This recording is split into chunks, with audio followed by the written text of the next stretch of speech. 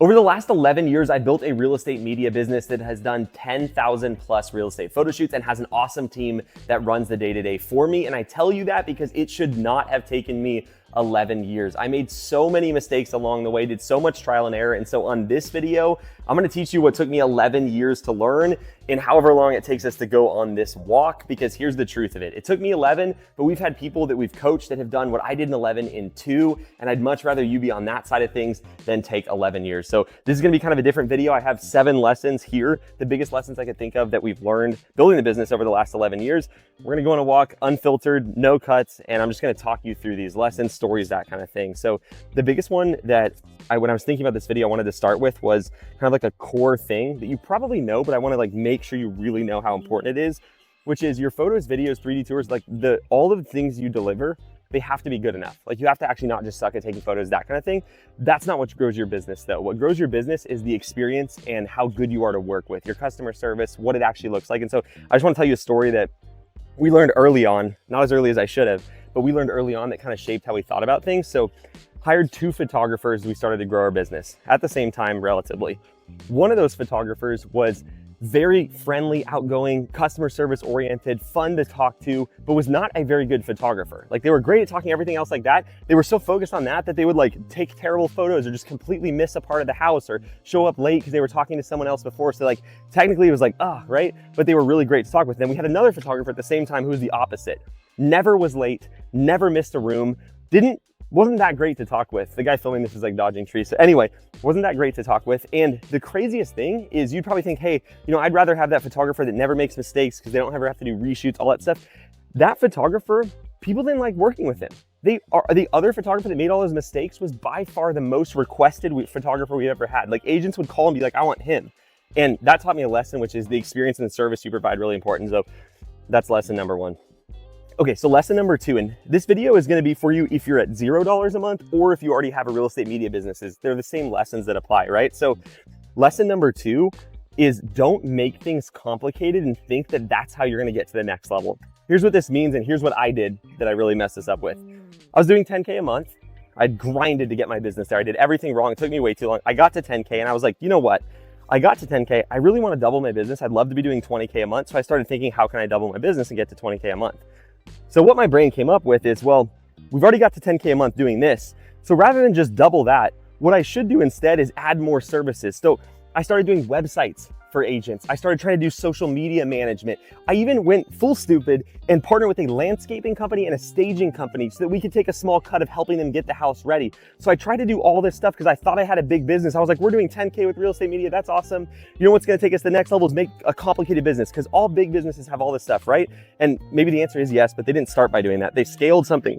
They scaled something that was pretty small. And so the lesson number 2, the whole point of it is, don't change what you're doing in terms of your offering. Just double the amount of real estate media business that you do. Don't think you need to add other businesses, because that's what they are, other businesses, then you lose focus. Okay, number 3, really important. Your highest value task is getting clients. So when you grow your business, you're gonna have tasks getting clients, doing shoots, making sure photos are edited, making sure everything's delivered, doing admin work. There's all these roles that you have to do. The thing that actually grows your business is getting clients. So at the start, you're gonna have to do all of them. You don't have the money to hire somebody, you don't have the money to outsource, right? But once your business starts growing, the reason people get stuck at 15 to 20K a month as a solo photographer is because they're doing everything and they stop spending that time to get clients, because that's the last thing that's priority. They're spending time serving their existing clients and then they wonder why they get stuck. So we'll talk about this in one of the other lessons, but the task that makes you the most money is not doing shoots, it's spending time on getting clients. You just have to do the shoots to keep the clients, right? Okay, lesson number 4, and this kind of goes in line with that. A lot of real estate photographers get fully maxed out and then they don't know how to scale their business because they start thinking of all the tasks that they do. They're like, well, my clients like that I do this, and my clients like that I do that. And they start thinking, hey, nobody else can do what I'm doing in my business. And they believe it. If you have a real estate media business, think about someone else doing shoots. You're gonna have all these things come up in your head. Well, what about when this client wants this? And what about when this client wants this? And the truth is, you just train for that, and that's how you solve that. You train them well and you hire the right person. But the biggest thing is, I think a lot of times it's easy to be accidentally prideful. So when you're thinking in your head, no one else can do what I do, you're saying that no one else in the world is capable of doing what you do, which is pretty silly because there's tons of real estate media companies everywhere. You just get in the room. There was a thing I did at our conference in Miami in 2022. I had everybody close their eyes and I was like, okay, here's what I want you guys to do. I want you to think about your business right now. And I want you to raise your hand if you feel like you're the only one that could operate your current business, or it'd be really hard to train somebody. The whole room had their eyes closed and basically everybody raised their hand. And I was like, open your eyes. And so everybody was sitting there raising their hand saying they're the only one that could do what they do, sitting in a room full of other people doing the exact same thing. And so you have to get past that. Many, many other people can do your job just as good, if not better as you, or better than you. And your job as the business owner is to find those people so you can actually scale. If you do it all yourself, there's no way you're gonna get to the next level. Okay, let's see. Number 5, just because you currently do something in your business doesn't mean that's providing value to anybody. Sometimes we just get used to doing things because we do them. Example of this, we were in Nashville recently for an in-person mastermind with our forward coaching clients. And there was a lady there who had a really successful business, or really successful for a solo operator, doing between 15 and 20K a month. And she was like, Eli, the problem is I work 12 hours a day. I don't get to do anything else. So we started diving in. We're like, hey, well, what are you spending that time doing? We found out that about 3 or 4 hours every day was spent on, spent on like admin stuff. So, and it was created by her. It wasn't admin talking to clients. It was, okay, when she gets home, she has this weird editing process she does because her editors don't know how to do this one part.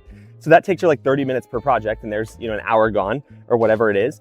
And then she overshot because that one time she had an agent say, hey, why didn't you shoot this angle? And that agent left for another photographer because she didn't have an angle. So now she overshoots on so she was spending like 4 hours every single day doing stuff that she thought was holding her business together, rather than just finding a new editor. Or rather than saying, hey, that client, they left over one small issue. That's not a client I'm gonna keep long-term anyway. Let me spend the time, instead of wasting the time with every other client, let me spend my time to find new clients. And so it's all about just making sure that you're being very specific about the tasks you're doing actually contributing to your business growth. It's easy to be busy because you feel like the busier you are, the more money you're making, the better your business is doing. That's not true. You can make more money without doing more work. You just have to do the right work.